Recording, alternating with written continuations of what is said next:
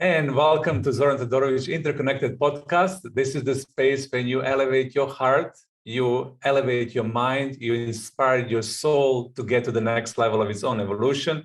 This is the space when we really would love you to tune into these conversations to enrich your life with something new, something old, something that you really want to embrace and get inspired with. And today I have a very special guest with me, always special guests. You know, I'm so blessed to know all these wonderful people around the world, wonderful coaches, teachers, way showers, facilitators who are there with their purpose, with their mission to get humanity to become the best possible version of itself. And I met Meryl a long time ago at the beginning of my coaching career.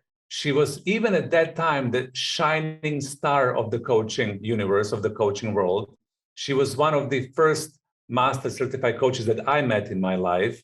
She recently received this honored, prestiged Lifetime Achievement Coaching Award from an International Coach Federation, which is called the Circle of Distinction, that only 12 coaches worldwide hold this. So he can tell you about how significant Meryl Moritz was in creation of the coaching as a discipline globally, but also in bringing coaching to the world in America and across the world, and to being a significant figure within the coaching universe. She is very wise, extremely profound, really funny. And, you know, she had a mix of the career. She worked with the corporates and businesses. She coached senior executives, their teams, high potential people, you know, to really reach that peak performance that everybody wants to achieve in their professional career and to improve their business results. I know that she also worked with the small businesses as well. And I know that she mentors, coaches, and trains many coaches around the world. I know also that we share the passion of China because I also coach and train a lot in China. And Meryl coaches and trains in China through her local partnership in that country, which is a story in itself. We're not going to cover that today, but we're going to talk about China some other time. And today, Meryl and I are going to be talking about purpose. You know, purposeful life. You know, what is purpose? You know, how do we get in relationship with purpose? Why is purpose so important nowadays? You know, why do we question ourselves today around what is that meaning of my life? What is the purpose of my life? And I can see it from my own clients, and I know Meryl shared this as well, that a lot of the people are asking those questions nowadays. So this purpose conversation is really relevant to everybody. So Meryl, welcome. Thank you, Zoran. Thank you for the great introduction. I certainly hope I can live up to everything that you said I do and have and believe in and stand for. So thank you. You know, I'm good with that. You know, I'm always introducing people to the next level, and everybody at the beginning of a podcast say, oh my God, is this really me? Can I live to that expectation? But I know you can. I know you can. It's very humble of you. I love when people humble themselves. They say, can I really do this? But you're much more than I introduce you to be. So nowadays, you are passionate about purpose. So tell me a little bit more about what kind of reignited your passion to open up this conversation of purpose. What happened in your own life journey, in your collaborations, to really engage within this topic of purpose? Yeah, so it's really an important reverie for me to actually go back and think about the devastation of 2020, when I had just come back from China. And just a few days after I came back from China, China locked down. And a few months later, the rest of the world was locking down with COVID-19. And suddenly contracts that I had to give talks, to do trainings, to coach new executive cadres, they went on hold. And New York was where I'm based, was a devastating situation. And I happened to get what I thought was a random call from a coach I'm very good friends with in Lithuania, who said, are you interested in working with a bunch of innovators and disruptors on how to stop the spread of COVID? I said, I have nothing else to do. Of course, I want to do it anyway. And I met with a group of people. About 300 of us worked for about a week, but intensively for 3 hours, and launched 9-country initiatives, all of which experienced some kind of a dramatic result, only getting 1-digit growth for the first wave of COVID in number of cases. And I was a little bit lost at the process that we were using, but it was having a purpose, galvanized all this energy from people from 15 different countries to do this work together. And soon we were doing other challenges, they were called. What's the challenge in the world? And then come together in something that emulates a sprint when you're launching a new product. And we did one on the future of, the future of what was happening in COVID was already so severely impacting education, employment, humanity, social injustice. Things seem to be even more intensified by all the lockdown. And so this is where it sort of started. And for me, it was sort of synonymous with vision in the last 25, 30 years. And it emerged as something more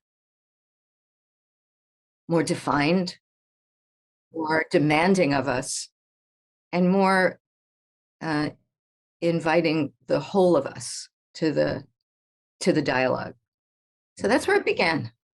Mm. How beautiful it is when you said when people galvanize in the sense of purpose, then things get done as well. There is energy, there is enthusiasm, there is willingness, there is this natural engagement because they're touching something that is bigger than themselves, but also touching something that matters, right? That means something to them. Yeah. And as you said, it moves people to action. And so this alliance that has been forged, which is now called the Purpose Alliance, that sort of the tagline is the world needs doers, the world needs us. There's not some other you. Yeah. It's us. Yeah. So whenever I coach younger people, there's always this sense of struggling people really understanding the purpose. Sometimes I'm in conversation with the millennials and I drive these conversations into what matters to you in your life. What is the purpose? What is your soul calling? What is your soul mission? And sometimes people have difficulties, first of all, understanding that concept because it's so far away from their traditional education or the programming, and then also engaging. So in your own words, how would you define purpose? What would you say purpose is to you? It's kind of the sum total of what you value, of what you believe in, and the principles that guide you. And therefore, the purpose emerges. The purpose does not, you don't have to go find it. You take a look, you excavate into that, like what really matters. You and I were talking the other day about how what we call values, how they have been shown in some substantial global studies to have shifted dramatically since COVID, upending things, for example, among the people that I would coach, leaders and teams and people in organizations and business startups, et cetera. It's no longer the ambition to get ahead, to achieve. They're still there, but what rose to the surface was the things people believe in, the things they value, which is health and connection and well-being, and something that is very akin to healing. What can I do that will help? And that's motivating a lot of people. Of course, there's still this pull backwards to stay safe. COVID has really threatened our feeling of security. So there's that push-pull all the time. It's always been present. And I think that's a challenge that everyone faces, not just young people. But in the Purpose Alliance, there are a lot of people who are, less than half my age who are leading the fray. And I think that's really exciting. So you said it's a sum total, the values, What we value. what we What value. we value. Yeah. Mhm. And then you don't look for it, it emerges basically. If you open up to explore, then it will emerge in front of you. So for people who are new into coaching, personal development as well, because we have some of the listeners who are kind of still learning about this field, how we would define values, what are the values, and how do we look and find our values? Mm. So I could answer that kind of two ways. One is kind of more the traditional way that when you and I were trained and really came into this business of flourishing, helping people flourish. It was the things that, when you look back, have always sort of drawn you to them. It's not so much that if you don't get them, you'll be miserable, but they attract you. And so when I was first put to the test of saying, what are my values? I really struggled with that. And I conflated them with what my needs were like. I need this and I need that in order to be a thriving human being. And then I said, no, those, if you don't get met, make you quite miserable. They're like the Maslow hierarchy of needs. You have to satisfy certain basic things. So I said, so what is it?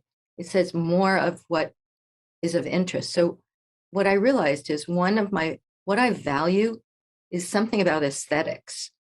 I value beauty, and I value whether it's in nature, whether it's in a piece of artwork, whether it's in how someone expressed themselves, whether it's how the energy that was created together.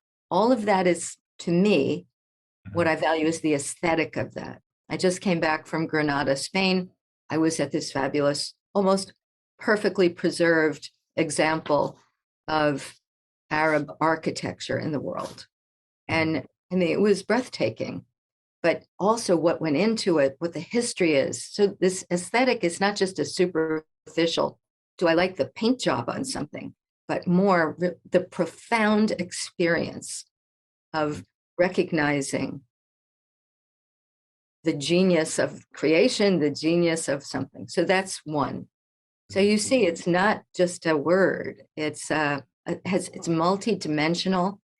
And as I even speak about it, I can think it draws more of me to it. So that's the best definition I think I ever gave of values. I mean, I'm blown away. I'm like, that's a cool definition of values.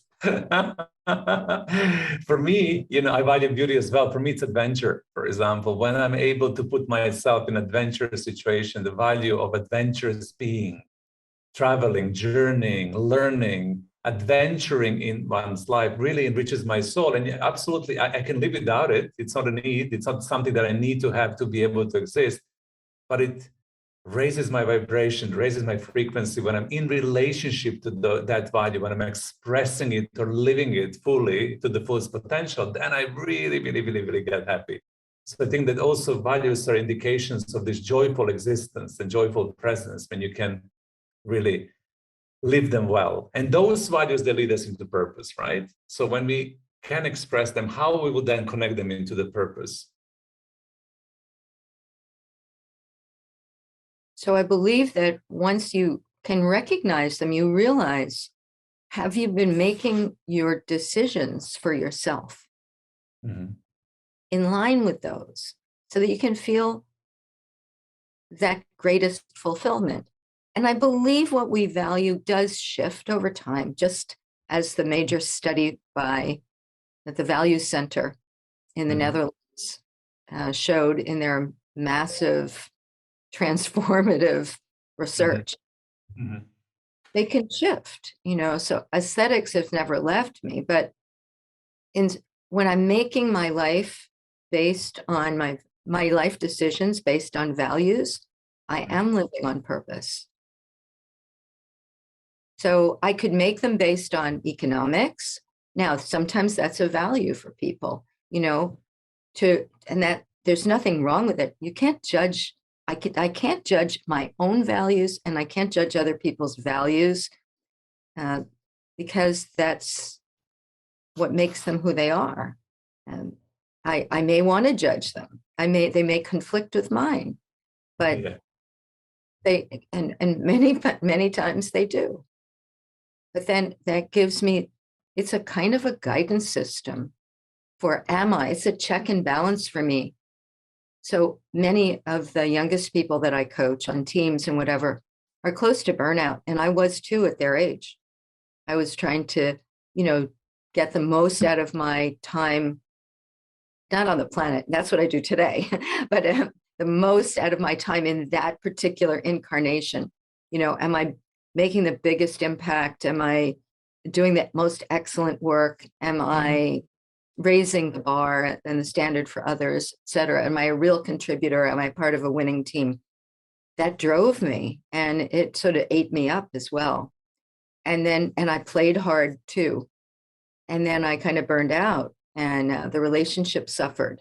Long-term effect of that wasn't replicable. It wasn't desirable. But today I see a different thing in this younger group of people, many of whom, like I said, are working in the Purpose Alliance together. There's a kind of vibrance because there's a lot of energy, and to channel that energy to doing good for the things that are based on your beliefs. So then we could talk about beliefs. What do you believe in? Exactly. And what do you believe? It's equally important to what is your purpose, because your beliefs, that they need to also align to your values and to your purpose. So you coach a lot of people to become aware of, the belief systems and how they get their beliefs. So what would you say, from your perspective of a long-term coaching profession, how do people form beliefs? Where do they come from? And what are the beliefs that are expansive and good to have, and what are the beliefs that are really stifling people and preventing them to evolve? Mm-hmm. Since we're both coaches, one of the books that has had the greatest impact on me is a book by a woman named Nancy Klein called More Time to Think. Mm-hmm. And Nancy Klein really is talking about listening. Mm-hmm. And I believe, and she's talking about not interrupting, even with the brilliant question, that person's ability to reflect and distill and then reconsider what matters to them in that moment. So the belief, and I think a lot of people don't articulate what their beliefs are. Nobody's asked them, but they can come from your family of origin or your context. If you didn't grow up in a family, perhaps, if your family wasn't available to you, for many people suffering what's happening today in the world, they have lost their families. So when they're the millennials in the future, that they may have lost their families. But what was their context? The context will influence our beliefs. Nancy Klein's premise is that a belief or is that an assumption? Is it a limiting assumption, or is it a liberating one? So I think that's a really interesting thing. So my parents grew up in the United States. They grew up during the Great Depression. However, my father's parents were prosperous, and my mother's parents weren't. So when I grew up, I had these two sets of beliefs of we would protect everything and defend it, or we had this other, it's like, be free and open and generous. And they were in conflict, about their own belief system, but then they had to face their new context and they had to adjust them. So what's a core belief and what's a belief that's more of a protective device? And that's a really interesting query to go into. But, I have lots of nieces and nephews, and I'll ask them, they're always asking me, well, how would you coach me on this? And so I ask, well, what do you believe in here? And they say, well, I believe. And the more you ask them, the more they're able to go deeper if I keep asking. So, and what does that mean to you? And what does that mean to you? What beliefs are what matters? What matters to you? You, not to your parents, not to the people who taught you. not to the people who trained you or the people who spoke to you in your religion of your choice, if you grew up in a religion. Yeah, and it's all there. What matters to you? You know, what is important and valuable, and what do you believe in, and how can you shift that to the next level to serve you even better? And how can you let go of what doesn't serve you? So it's that deeper exploration. You're absolutely right. Through listening, to inquiry, through questing and asking questions, you know, people can deepen into that understanding. So what happens to people when they get in relationship to their purpose? I mean, you know, we went through the purpose into values, understanding and decoding the values are instrumental in kind of uncovering your purpose. We also talked about the beliefs are shaping us on a certain level and getting us into the space of our purpose. So what happens when we discover that? Because what I love that you said is that it's not looking for it. And I've seen nowadays a lot of courses, a lot of advertisements on the internet. Find your purpose, look for your purpose. When you find that purpose in your life, then you will be finally happy and fulfilled, and you will know. And I think this is something that kind of blocks people because they can't find it and they get like, oh my God, I don't know, I'm purposeless. So I love what you said, you know, you need to play with this and unfold it, and purpose will find you, right? You will be able to get in a relationship. So if you can share a bit more on that, that would be lovely to hear. So I believe that there's personal purpose that is inside you, but then there's a purpose that you'll feel aligned to because of what you believe in and what you value. You'll find that there are people who have other purposes. So Francisco Palau, who founded this Purpose Alliance, which I'm part of now, talks about, you know, enabling extraordinary people to make a difference in the world. Mm-hmm. That's the purpose. So how can I, as a coach, not subscribe to that purpose, despite what my personal purpose might be? It immediately aligns. So in a sense, when this is what I truly trust, you have a purpose. It may be lit up by an external purpose from someone else, and that's where you'll discover it. So you may not have to go find it. You might just notice, what is it that's attracting you and you want to make a difference? What was it that attracted all of us? It wasn't COVID that attracted us. Mm-hmm. It was to do something where we felt so helpless. Mm-hmm. Mm-hmm. So when my nieces were really little, I remember there was somebody threw something out of the window in the car ahead of us. And they were horrified, and they're telling their father to pull over to the side of the road and go pick up the litter. And that was really interesting. And that was not coming from the family, but it was coming really from in school when they were talking about what's happening, community service people cleaning up the highway. But if no one threw it out, couldn't they do better jobs? My niece said, couldn't they have a bit more fun job than picking up trash on the highway? And I thought, so already I saw the seeds of that. Now, already I saw another one of my nieces was distressed because her dad was smoking and she was worried that he would get sick. And she talked about health issues with her father, and she was bold and she was fearless, and she was 7. And so she had a purpose, and she was make sure her dad was going to be safe. He's kept her safe. I'm going to keep him safe.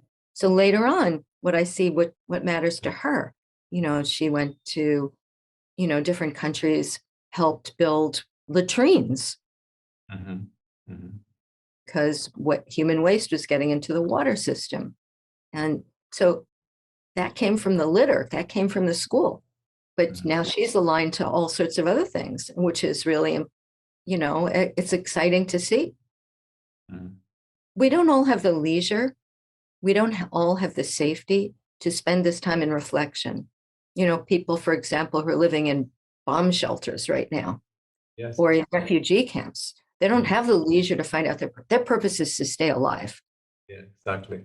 And keep their people they love and their neighbors and other people safe, or mm-hmm. share things, feed other people. And and give them hope. It's something else I'm working on with the Purpose Alliance, an initiative to offer emotional support to people impacted by this crisis right now. So that came out of my purpose, which is a world where everyone who has potential gets a chance to reach it. And so here I am and thinking, of course I want to be involved with this. Of course I want to be involved with. So it's kinetic, it's connective, and it's not only mine. So I'll find my affinities with people who also have a similar purpose, and we will be drawn to each other. It'll be magnetic.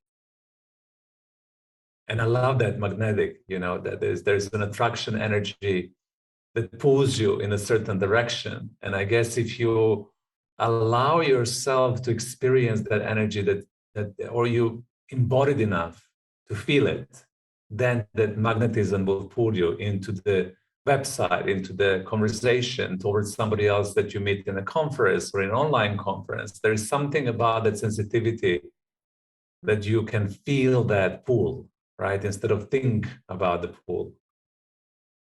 Also, as you were speaking, I was thinking about role models. Mm-hmm. So sometimes that's where we first encounter it.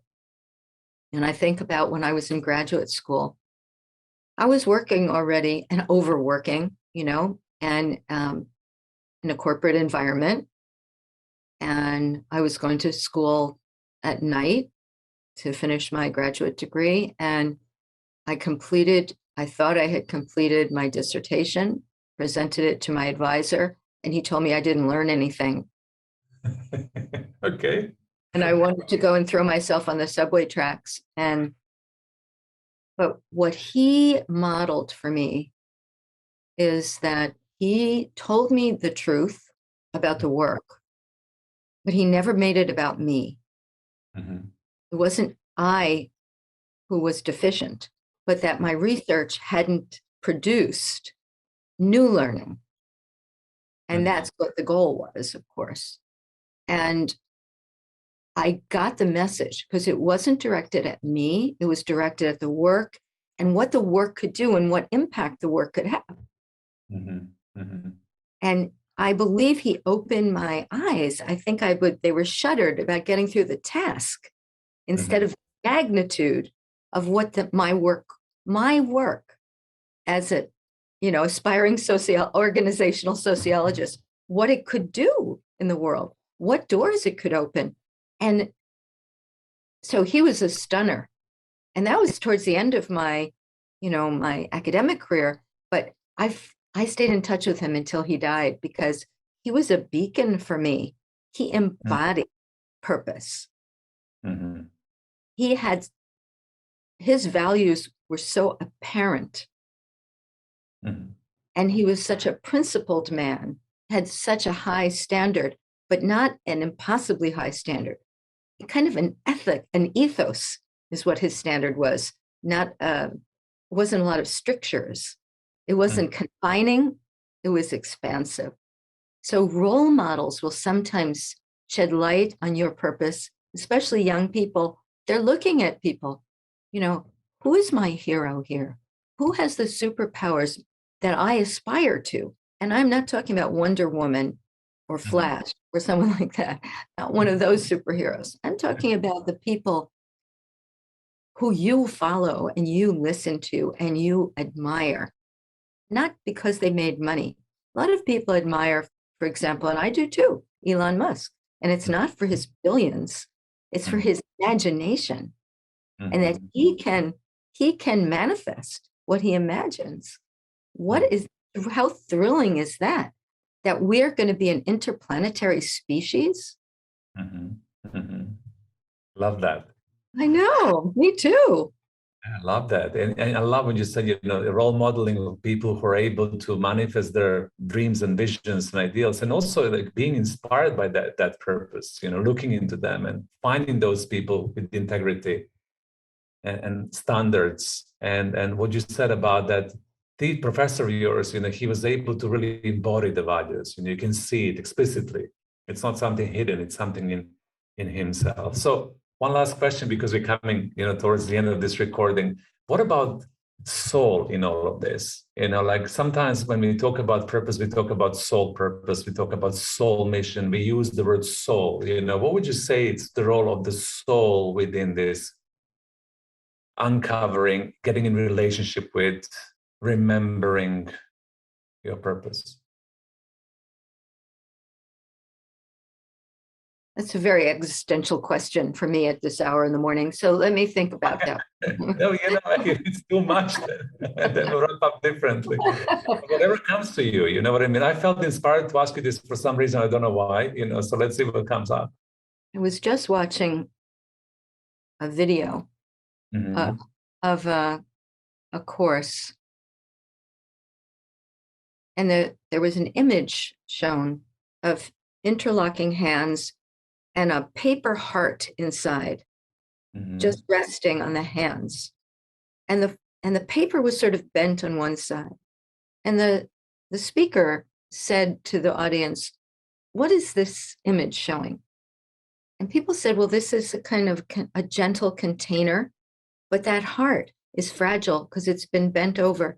But that container is so open and so gentle that there's a real chance you can almost feel that heart wants to unfold." And so perhaps that's really my best answer, is that this work unfolds the soul.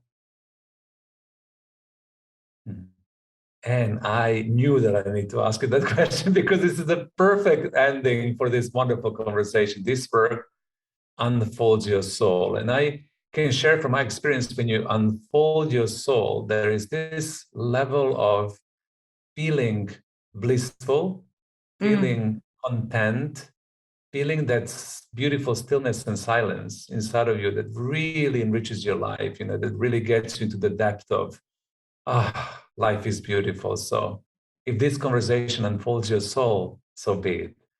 Meryl, anything else that you would like to share? Just the last piece of wisdom to wrap up this conversation today. How would you like to leave the audience? Well, the last piece of wisdom, that is another of my values, is the attaining of wisdom, not of knowledge, but of being able to subject it to purpose, being able to follow it. Not just I don't own that wisdom. It's out here for me. And I'm enthralled to the acquiring of wisdom. And it's through life experience, the bad and the good. And so not to shut any of it out and to embrace it all. And so we have to do that when we coach. We embrace the whole person. We embrace all their things, their beliefs, their values. Doesn't mean we accept all of them, but we embrace them fully. And then we have this rich and deep relationship, which is the only way coaching works. Meryl, thank you so much for coming to this Interconnected podcast today. Thank you so much for being you. Thank you so much for sharing yourself, sharing your wisdom with us today so beautifully. I'm really grateful for today's conversation. For the listeners, thank you so much for tuning in to this Interconnected podcast to elevate your soul, to unfold your soul and your heart and your mind to the next level of itself. Thank you so much for tuning in. And until next time, lots of love to everybody.